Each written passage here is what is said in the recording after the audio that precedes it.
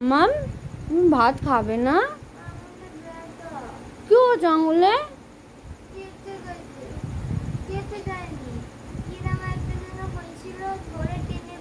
তুমি ভাত বেড়ে দিই, ভাতটা মাখিয়ে দিই, তুমি খেয়ে নাও। তুমি খাবে কি করে? হ্যাঁ,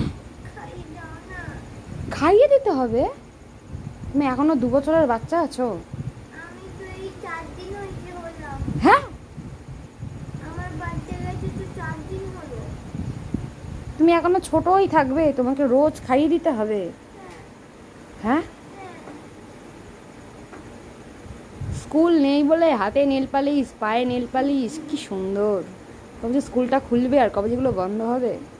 ঠিক আছে, চলো চলো চলো চলো, ভালো করে বসো, ভদ্রভাবে বসো, আমি খাইয়ে দিচ্ছি। আমি ভাতটা মাখিয়ে দিই ভালো করে, তুমি চামচে করে খেয়ে নাও।